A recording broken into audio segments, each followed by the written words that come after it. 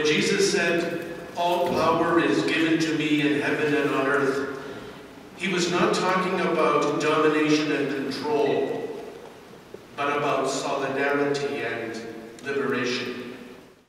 The 2008 Ecumenical Good Friday Walk for Justice was held at the Church of the Holy Trinity in Toronto on 21 March. Death, showing us that our lives too can confront and overcome the forces of death in our day.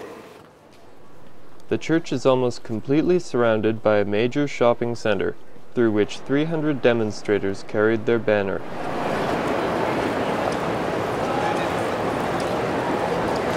Outside the doors, we encountered some skeptics. That's right, protest, but protest.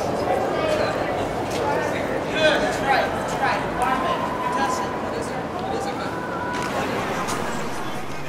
The theme of this year's walk was air.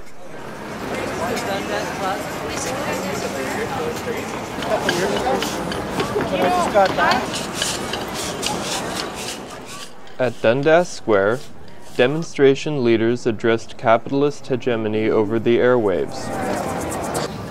This square is a wonderful place to think about the media and broadcasting and airwaves and the right to communicate. We've got Q107 radio station, the Fiber Up Cafe, we've got all of the media empire surrounding us here, so it is a perfect place for us to think about communication rights. Only if people become subjects rather than objects of communication can they develop their full potential as individuals and groups. Communication is now considered an individual and social necessity of such fundamental importance that it is seen as a universal human right. Whenever any form of government becomes destructive of this end, it is right for those who suffer from it to refuse allegiance to it and to insist upon the institution of a new government. Next, the demonstration was taken to Nathan Phillips Square, the seat of Toronto's municipal government.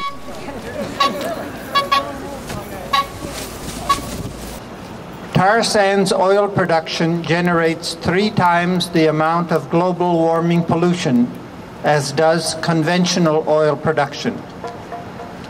By 2020, the oil sands will release twice the amount of greenhouse gas as is currently produced by all the cars and trucks in Canada.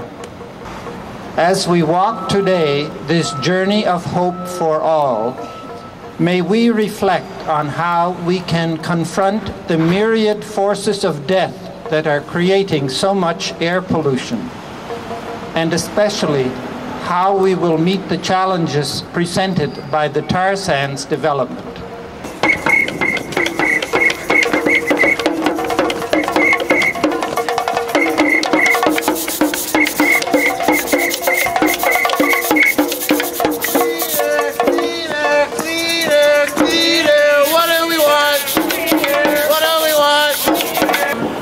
The Christian church hopefully is filled with people of faith who believe that God created the planet, and it's our responsibility as people of faith to take care of the planet, to treat it responsibly, to not consume more than we need, as opposed to dominate, which has been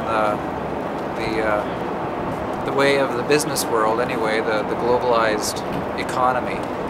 It's interesting that I was at a meeting not so long ago where someone made the comment that better and best are the enemies of good, because it's about competition, it's about me beating you. And when we start thinking that way, then what we have isn't good enough, and we've got to find ways, do whatever we can, right, to dominate, to be the winner. And of course, then there are losers, and there are huge costs when we start playing that game.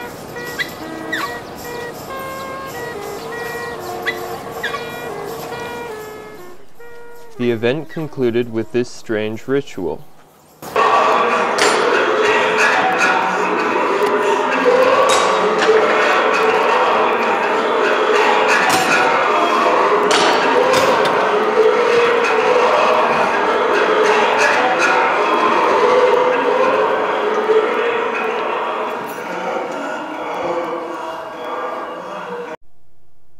What could it possibly mean?